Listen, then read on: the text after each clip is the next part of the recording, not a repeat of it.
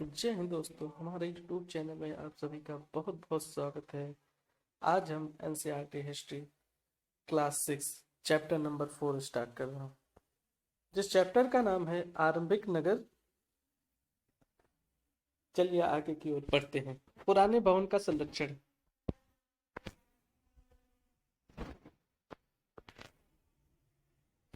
पुराने भवन का संरक्षण। जसपाल और हरप्रीत अपने घर के पास की गली में क्रिकेट खेल रहे थे। जसपाल और हरप्रीत अपने घर के पास की गली में क्रिकेट खेल रहे थे। उन्होंने देखा कि कुछ लोग उस खंडहर घर की तारीफ कर रहे थे। किस घर की? खंडहर घर की तारीफ कर रहे थे, जिसे गली के बच्चे बतहा घर कहा करते थे।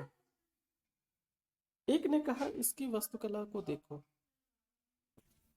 क्या आपने कहीं लकड़ी पर इतनी सुंदर नक्काशी देखी है? दूसरी महिला ने कहा, हमें मंत्री जी को पत्र लिखकर कहना चाहिए कि इस खूबसूरत घर को सुरक्षित रखने के लिए इसकी मरम्मत कराने की व्यवस्था करें। यह सब सुनकर जसपाल और हरप्रीत सोचने लगे कि इस पुराने खंडहर से लोगों का इतना लगाव क्यों हो सकता है। तो इस खंडहर के एक पुराने घर की बात हो रही थी। तो उसमें जसपाल और हरप्रीत देख रहे थे उस खंडहर में जैसे लोग भूतहा घर कहते थे। कई साल खंडहर घर पुराना था, इसलिए उनको उस घर को भूतहा घर कह रहे थे। तो एक महिला थी, उन्होंने मंत्री जी को पत्र लिखकर कहना चाहा कि यह भूतहा घर को सुरक्षित रखना रखना चाहिए। किसको लिखा था? मंत्री जी को पत्र।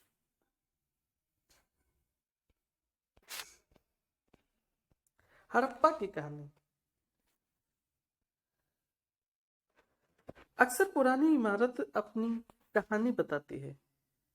अक्सर जो पुरानी इमारत है तो अपनी कहानी ही बताती है। लगभग 150 साल पहले जब पंजाब में पहली बार रेलवे लाइन बिछाई जा रही थी, तो इस काम में जुटे इंजीनियरों को अचानक हड़प्पा स्थल मिला, जो आधुनिक पाकिस्तान में है।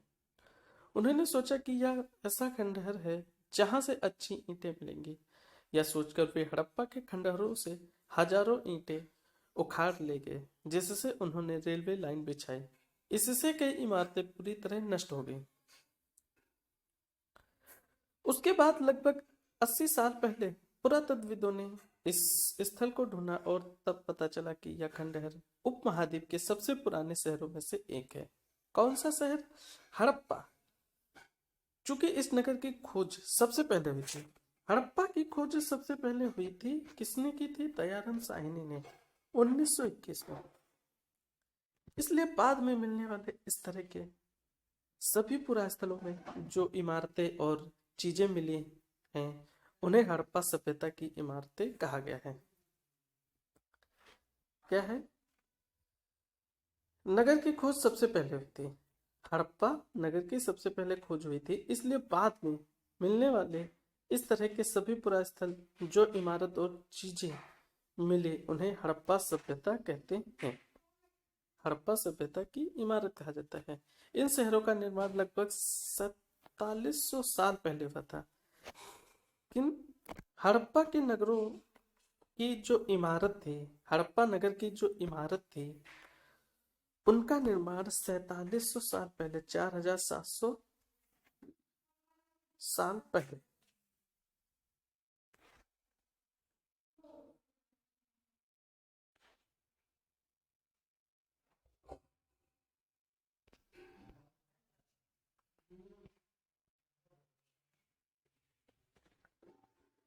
प्राय पुरानी इमारतों को तोड़कर उनकी जगह नए भवन बनाए जाते हैं।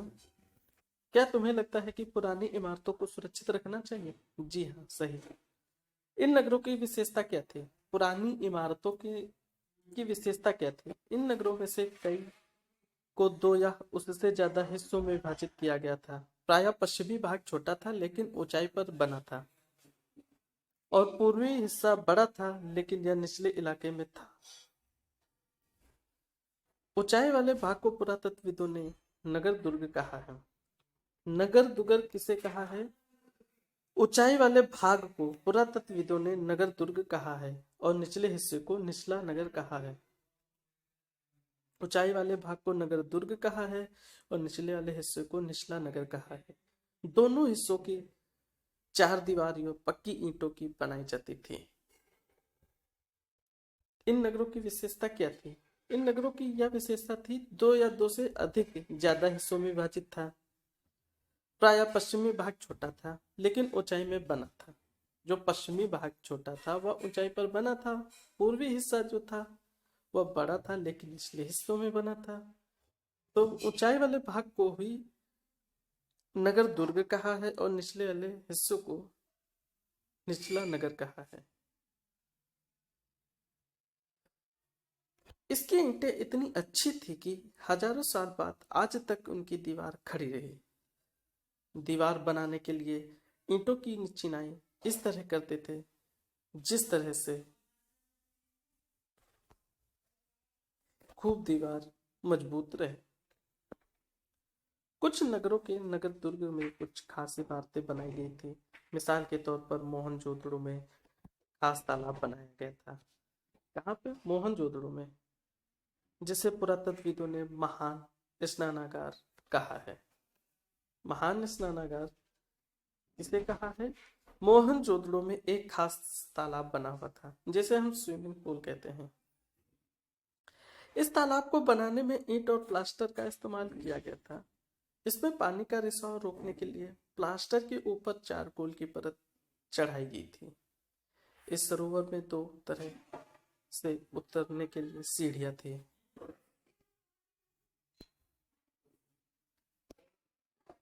बनाई गई थी और चारों ओर कमरे बनाए गए थे।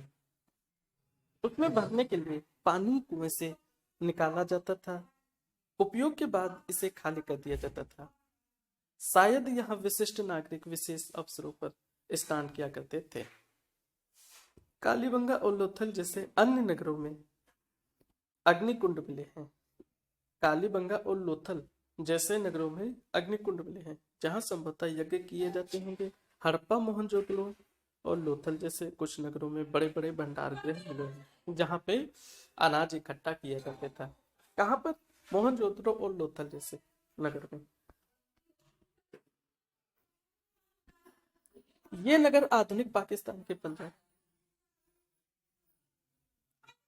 और सिंध प्रांतों, भारत के गुजरात, राजस्थान, हरियाणा और पंजाब प्रांतों में मिले हैं। इन सभी स्थलों से पुरातत्वविदों को अनोखी वस्तुएं मिली हैं, जैसे मिट्टी के नाग बर्तन जिन पर काले रंग के चित्र बने थे, पत्थर के बाट मोहरे, मन के तांबे के उपकरण और पत्थर के लंबे ब्लेड आदि। महान स्नानागार, यही है मोहनजोदड़ो में महान स्नानागार, जिसे हम आज कहते हैं स्विमिंग पूल। भवन, नाले और सड़कें।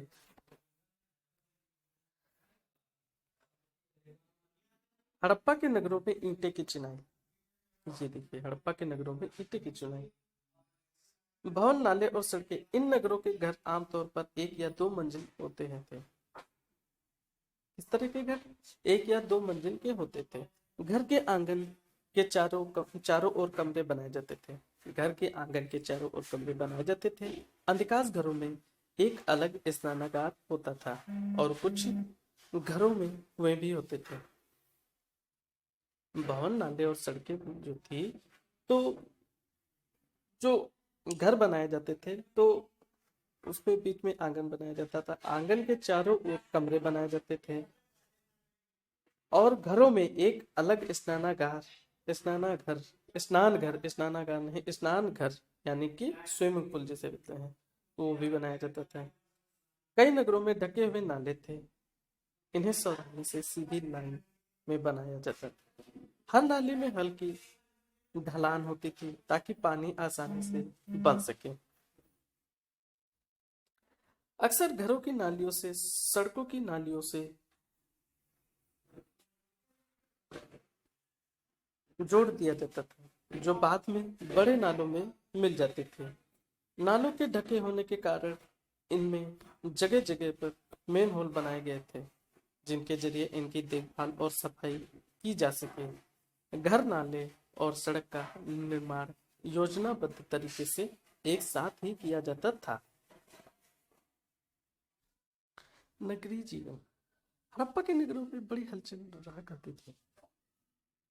यहाँ पर ऐसे लोग रहते होंगे जो नगर की खास इमारतें बनाने की योजना में जुटे रहते थे। ये संभवतः यहाँ के शासक थे। यह भी संभव है कि ये शासक लोगों को भेजकर दूर दूर से धातु, बहुमूल्य पत्थर और अन्य उपयोगी चीजें मंगवाते थे। शायद शायद शासक लोग खूबसूरत मनकों तथा सोने चांदी से बने आभूषणों जैसी कीमती चीजों को अपने खास पास रखते थे। इन नगरों में लिपिक भी होते थे जो मोहरों पर लिखते ही थे और शायद अन्य चीजों पर भी लिखते होंगे जो बच नहीं पाई है। इसके अलावा नगरों में शिल्पकार स्त्री पुरुष भी रहते थे जो अपने घरों या किसी उद्योग स्थल पर तरह तरह की चीजें बनाते थे। लोग लंबी यात्राएं भी करते थे और वहां से उपयोगी वस्तुएं लाते थे और साथ ही लाते थे सुदूर देशों के किस्से, कहानियां, मिट्टी से बने कई खिलौने भी मिले हैं जिनसे बच्चे खेलते थे। ये सब चीजें मिली हैं। क्या क्या मिले हैं? शिल्पकार स्त्री पुरुष भी रहते थे वहां पर जो मिट्टी के खिलौने बनाते थे वो बच्चों को खेलने के लिए। और कई देशों पे वो किस्से कहानियां भी हैं और मिट्टी से बने खिलौने भी हैं और लंबी लंबी यात्राएं करते थे एक देश से दूसरे देश के लिए जाते थे। नगर में रहने वाले लोगों की एक सूची बनाओ। क्या इनमें से कुछ ऐसे लोग हैं जो मेहरगढ़ जैसे गांव में रहते थे? सबसे ऊपर ये मोहनजोदड़ो की एक सड़क और उसमें बना नाला, ऊपर एक कुआं, बाईं और नीचे हड़प्पा की ओर मोहर है। इस मोहर के ऊपर के चिन्ह खास लिपि में हैं। उपमहाद्वीप में पाए गए लेखन का यह प्राचीनतम उदाहरण विद्वानों ने इसे पढ़ने की कोशिश की है, लेकिन अभी तक यह पता नहीं चल पाया है कि इसका अर्थ क्या है। दाईं ओर नीचे पक्की मिट्टी के खिलौने,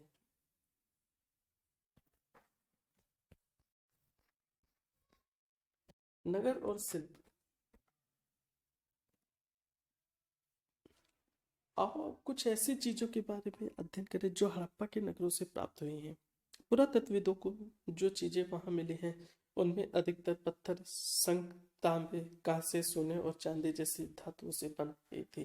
तांबे और कांसे से औजार, हथियार, गहने और बर्तन बनाए जाते थे। सोने और चांदी से गहने और बर्तन बनाए जाते थे। यहाँ मिली सबसे आकर्षक वस्तुएं में मन के पाट और फलक है। पत्थर के बाट देखो कितने ध्यान से और उपयुक्त तरीके से इन बाटों को बनाया गया है। इन्हें चट पत्थर से बनाया गया था। इन्हें शायद बहुमूल्य पत्थर और धातुओं को तौलने के लिए बनाया गया था। ये पत्थर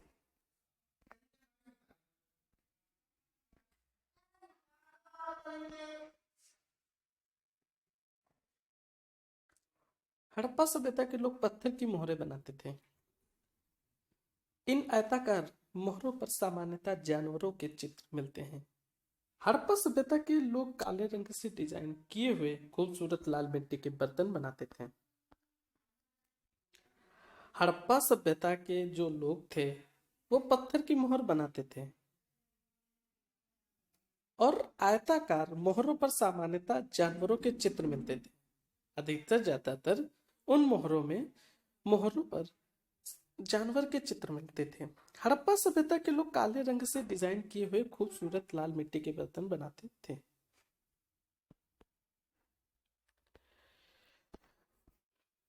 अध्ययन 3 में तुमने जिन गांवों के बारे में पढ़ा है, क्या वहां भी धातु का उपयोग होता था? क्या वे पत्थर के पाट बनाते थे? संभवतः 7,000 साल पहले मेहरगढ़ में कपास की खेती होती थी। 7,000 साल पहले मेहरगढ़ में कपास की खेती होती थी। मोहनजोदड़ो से कपड़े के टुकड़ों के अवशेष, चांदी के एक फूलदान के ढक्कन तथा कुछ अन्य तांबे की वस्तुओं से चिपके हुए मिले हैं। पक्की मिट्टी तथा फेंस से बनी तकलियां सूत कताई का संकेत देती हैं।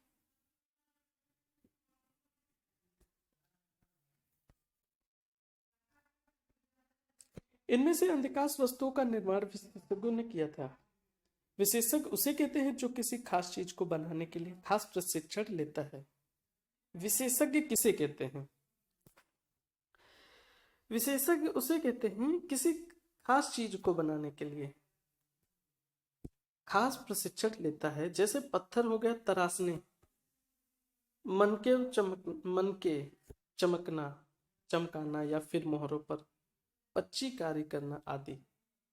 मूर्ति का चेहरा कितनी आकर्षक ढंग से बनाया गया होगा और उसकी गद्दी, दाढ़ी कितनी अच्छी तरह दर्शाई गई है।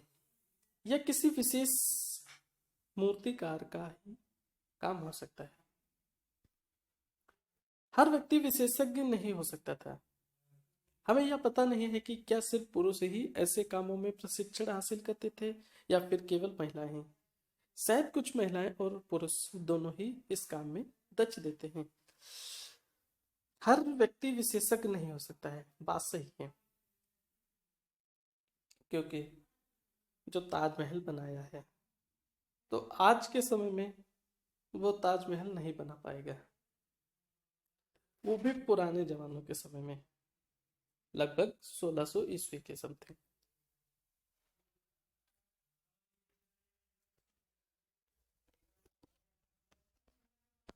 फेंस, फेंस किसे कहते हैं? पत्थर और शंख प्राकृतिक तौर पर पाए जाते हैं। पत्थर और जो शंख है वो प्राकृतिक तौर पर पाए जाते हैं। ये शंख और पत्थर ये सब समुद्र में मिलते हैं। लेकिन फेंस को कृत्रिम रूप से तैयार किया जाता है। बालू या स्फटिक पत्थरों के चूड़ को गोंद में मिलाकर, किसको? स्फटिक पत्थरों के चूड़ को गोंद में मिलाकर उनसे वस्तुएं बनाई जाती थी। उसके बाद उन वस्तुओं पर एक चिकनी परत चढ़ाई जाती थी। इस चिकनी परत के रंग प्राय नीले या हल्के समुद्री हरे होते थे। पेन से मन के चूड़िया, बाले और छोटे बर्तन बनाए जाते थे। ये ये चीज है जो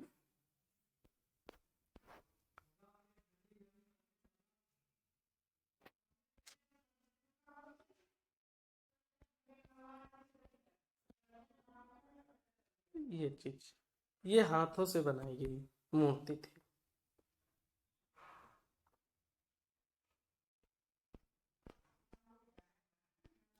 कच्चे माल की खोज। कच्चा माल उन पदार्थों को कहते हैं कच्चा माल उन पदार्थों को कहते हैं या तो प्राकृतिक रूप से मिलते हैं या फिर किसान या पशुपालक उनका उत्पादन करते हैं। गेहूं, चावल जो, जैसे लकड़ी या धातुओं के आयश प्राकृतिक रूप से उपलब्ध कच्चे माल हैं। इनसे फिर कई तरह की चीजें बनाई जाती हैं। मिसाल के तौर पर किसानों द्वारा पैदा किए गए कपास को कच्चा माल कहते हैं, जिससे बाद में कताई बुनाई करके कपड़ा तैयार किया जाता है। हड़प्पा में लोगों को कई चीजें वहां मिलती हैं थी, लेकिन तांबा, लोहा, सोना, चांदी और बहुमूल्य पत्थरों जैसे पदार्थों को वो दूर दूर से आयात करते हैं।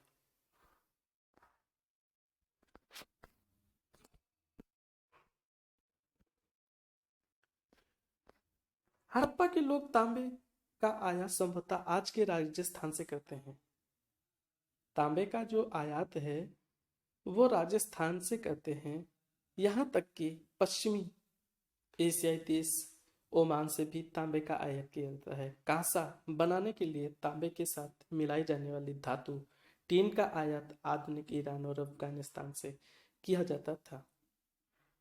सोने का आयात आधुनिक कर्नाटक और बहुमूल्य पत्थर का आयात गुजरात, ईरान और अफगानिस्तान से किया जाता था।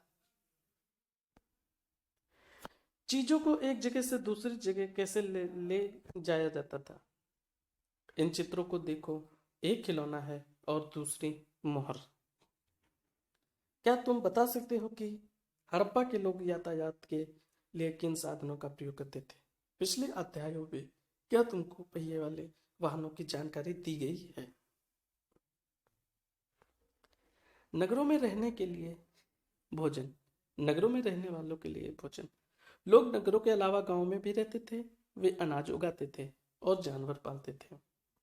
किसान और चरवाहे की ही शहरों में रहने वाले शासकों, लेखकों और दस्तकारों को खाने के सामान देते थे। पौधों के अवशेषों से पता चलता है, किससे? पौधों के अवशेषों से पता चलता है कि हड़प्पा के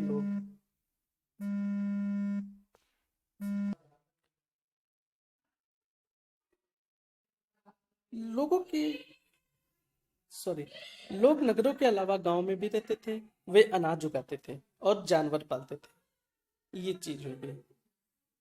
पौधे के अवशेषों से पता चलता है कि हड़प्पा के लोग गेहूं, जौ, दाल, मटर, धान, तिल और सरसों उगाते थे।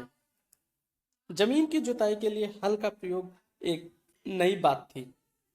हड़प्पा काल के हल तो नहीं बच पाए हैं क्योंकि वे प्रायः लकड़ी से बनाए जाते थे, लेकिन हल के आकार के खिलौने मिले हैं।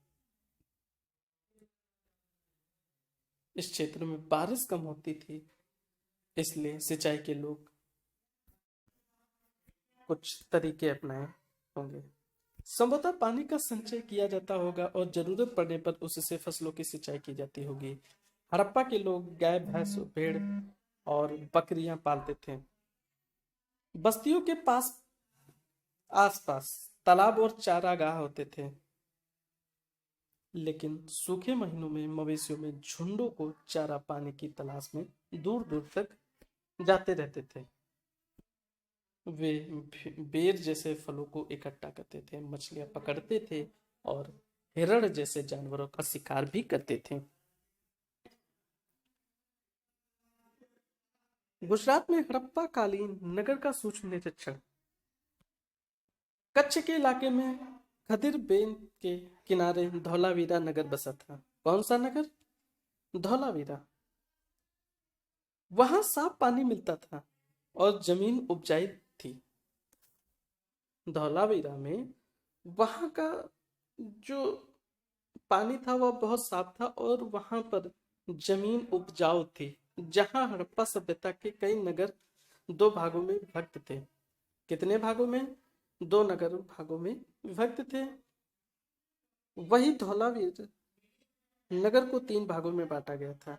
इसके हिस्से, हर हिस्से के चारों ओर पत्थर की ऊंची ऊंची दीवार बनाई गई थी। इसके अंदर जाने के लिए बड़े बड़े प्रवेश द्वार बनाए गए थे। इस नगर में एक खुला मैदान भी था जहां सार्वजनिक कार्यक्रम आयोजित किए जाते थे। यहाँ मिले कुछ अवशेषों में हड़प्पा लिपि के बड़े बड़े अक्षरों को पत्थरों में खुदा पाया गया है। इन अभिलेखों को संभवतः लकड़ी में जड़ा गया था। यह एक अनोखा अवशेष है क्योंकि आमतौर पर हड़प्पा के लेख मोहर जैसी छोटी वस्तुओं पर पाए जाते थे। गुजरात में हड़प्पा कालीन नगर का सूक्ष्म निरीक्षण। कच्छ के इलाके में खादिर बेद के किनारे एक धौलावीरा नगर बसा हुआ था। उस नगर में साफ पानी मिलता था और वहां की जमीन उपजाऊ थी। हड़प्पा सभ्यता के नगर जो थे वो दो भागों में विभाजित था। वहीं पर धौलावीरा नगर को तीन भागों में बांटा गया था। हर हिस्से के चारों ओर पत्थर की ऊंची ऊंची दीवार बनाई गई थी। किसकी दीवार बनाई गई थी? पत्थर की ऊंची ऊंची दीवार बनाई गई थी और बड़े बड़े प्रवेश द्वार थे। इस नगर में एक खुला मैदान भी था और वहां पर हड़प्पा के लिपि के बड़े बड़े अक्षरों को पत्थरों ने खुदा पाया गया है। खुदा पाया है, जो खुदाई हुई थी, तो वहां पर बड़े बड़े अक्षरों को खुदा पाया गया था, खुदा में पाया गया था। इन अभिलेखों को संभवतः लकड़ी में जड़ा गया था। हड़प्पा के लेख मोहर जैसी छोटी वस्तुओं में भी पाए जाते हैं। गुजरात की खंबात की खाड़ी में मिलने वाली साबरमती की एक उप नदी के किनारे बसा लोथल नगर ऐसे स्थान पर बसा था जहां कीमती पत्थर जैसा कच्चा माल आसानी से मिल जाता था।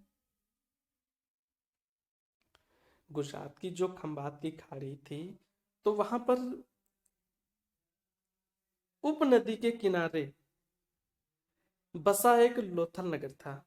तो वहां पर सबसे कीमती पत्थर जो था, वहां कच्चा माल आसानी से मिल जाता था। इस नगर में एक भंडार गृह भी था। इस भंडार गृह से कई मोहरे और मुद्रांकन या मोहरबंदी, यानी कि गीली मिट्टी पर दबाने से बनी उनकी छाप मिली थी। लोथल का बंदरगाह, ये लोथल का बंदरगाह है। ये है जो लोथल का बंदरगाह है। यह बड़ा तालाब यह बड़ा तालाब लोथल का बंदरगाह रहा होगा, जहां समुद्र के रास्ते आने वाले नाव रुक सकती थी। संभवतः यहाँ पर माल चढ़ाया उतारा जाता था। यहाँ पर एक इमारत मिली है जहां संभवतः मनके बनाने का काम होता था। पत्थर के टुकड़े पत्थर के टुकड़े अध बने मनके बनाने वाले उपकरण और तैयार मनके भी यहाँ मिले हैं। मुद्रा, मोहर और मुद्रांकन या मोहरबंदी। आइए, मोहरों का प्रयोग सामान से भरे उन डिब्बों को या थैला को चिन्हित करने के लिए किया जाता था, जिन्हें एक जगह से दूसरे जगह भेजा जाता था। थैले को बंद करने के लिए के बाद उनके मोहर पर गीली मिट्टी पोत कर उन पर मोहर लगाई जाती थी। मोहर की छाप को मोहरबंदी कहते हैं। अगर यह छाप टूटी हुई नहीं होती थी तो यह साबित हो जाता था कि सामान के साथ छेड़छाड़ नहीं हुई।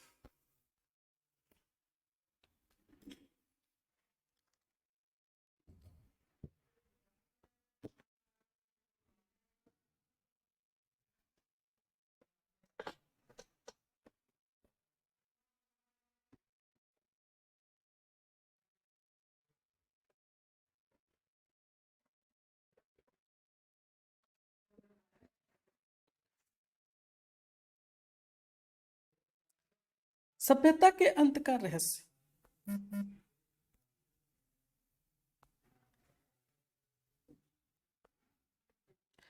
सभ्यता के अंत का रहस्य लगभग 4500 साल पहले एक बड़ा बदलाव देखने को मिलता है। अचानक लोगों ने इन नगरों को छोड़ दिया। लेखन, मोहर और बांटों का प्रयोग बंद हो गया। किसका? लेखन, मोहर और बांटों का प्रयोग बंद हो गया। दूर दूर से कच्चे माल का आयात काफी कम हो गया। मोहनजोदड़ो में सड़कों पर कचरे के ढेर बनने लगे। जल निकास प्रणाली नष्ट हो गई है और सड़कों पर ही झुग्गी नुमा घर बनाए जाने लगे। यह सब क्यों हुआ? कुछ पता नहीं। कुछ विद्वानों का कहना है कि नदियां सूख गई थी। अन्य का कहना है कि जंगलों का विनाश हो गया था। इसका कारण यह हो सकता है कि ईंटें पकाने के लिए ईंधन की जरूरत पड़ती थी। इसके अलावा मवेशियों के बड़े बड़े झुंडों से चारागाह और घास वाले मैदान समाप्त हो गए होंगे। कुछ इलाकों में बाढ़ आ गई, लेकिन इन कारणों से यह स्पष्ट नहीं हो पाता था कि सभी नगरों का अंत कैसे हो गया है, क्योंकि बाढ़ और नदियों के सूखने का असर कुछ ही इलाकों में हुआ होगा। ऐसा लगता है कि शासकों का नियंत्रण समाप्त हो गया। जो भी हुआ हो, परिवर्तन का असर बिल्कुल साफ दिखाई देता है। आधुनिक पाकिस्तान के सिंध और पंजाब की बस्तियां उजड़ गई हैं। कहाँ की? पाकिस्तान की सिंध और पंजाब की बस्तियां उजड़ गई थी। कई लोग पूर्व और दक्षिण के इलाकों में नई और छोटी बस्तियों में जाकर बस गए। इसके लगभग 1400 साल बाद नए नगरों का विकास हुआ। इनके बारे में अन्य अपने एटलस में मिस्र ढूंढो। नील नदी के आसपास वाले इलाकों को छोड़कर मिस्र का अधिकांश भाग रेगिस्तान है। लगभग 5000 साल पहले मिस्र में शासन करने वाले राजाओं ने सोना, चांदी, हाथी दांत, लकड़ी और हीरे जवाहरात लाने के लिए अपनी सेनाएं दूर दूर तक भेजी। इन्होंने बड़े बड़े मकबरे बनवाए जिन्हें पिरामिड के नाम से जाना जाता था। राजाओं के मरने पर उनके शवों को इन्हीं पिरामिडों में दफनाकर सुरक्षित रखा जाता था। इन शवों को मम्मी कहा जाता था। उनके शवों के साथ और अनेक चीजें दफनाई जाती थी। इनमें खाद्यान्न, पेय, वस्त्र, गहने, बर्तन, वाद्य, हथियार और जानवर शामिल हैं। कभी कभी शव के साथ उनके सेवक और सेविकाएं को भी दिख दफना दिया जाता था। दुनिया के इतिहास में शवों को जल दफनाने की परंपरा को देखते हुए मिस्र में सबसे ज्यादा धन दौलत खर्च किया जाता था। क्या तुम लगता है कि मरने के बाद इन राजाओं को इन चीजों की जरूरत पड़ी होगी? तुम अपने माता पिता के साथ 4000 साल पहले लोथल से मोहनजोदड़ो की यात्रा कर रहे हो। यह बताओ कि तुम यात्रा कैसे करोगे? तुम्हारे माता पिता यात्रा के लिए अपने साथ क्या क्या ले जाएंगे और मोहनजोदड़ो में तुम क्या देखोगे? याद करो।